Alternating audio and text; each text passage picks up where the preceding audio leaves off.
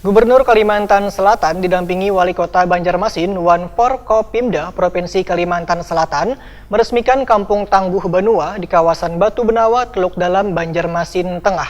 Kampung Tangguh Banua merupakan inisiatif warga sebagai upaya mencegah terjadinya penyebaran penularan virus corona di Banjarmasin.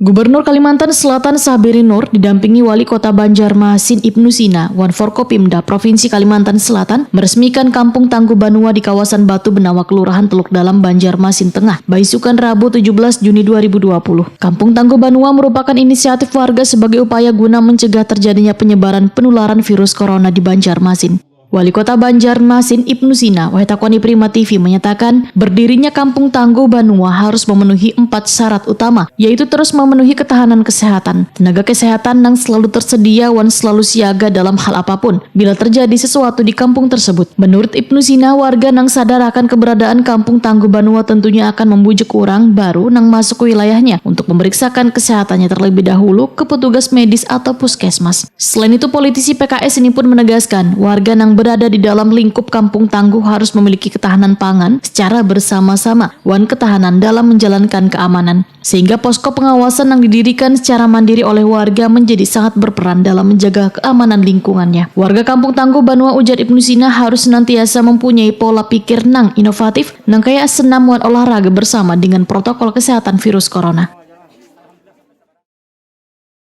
Jadi hari ini kita bersama-sama di Kampung Tangguh Batu Benawa, Kelurahan Teluk Dalam. Terima kasih kepada Pak Gubernur yang sudah hadir dan meresmikan Kampung Tangguh Banua yang ada di Banjarmasin Tengah. Hari ini memang secara maraton beliau juga keliling ke seluruh kecamatan karena setiap kecamatan ada kampung tangguh, dan kami berharap ini adalah upaya partisipasi masyarakat kita dalam menjaga lingkungan sekitar komplek warga kampung supaya kita bisa terhindar dari COVID-19. Apalagi tadi ulun takuni ibu-ibu yang lansia ini kan paling beresiko. Ternyata di sini alhamdulillah tidak ada yang positif. Sehat semua insya Allah. Tapi yang sehat hari ini belum ada jaminan untuk tetap sehat. Oleh karena itu perlu ada upaya agar tetap sehat.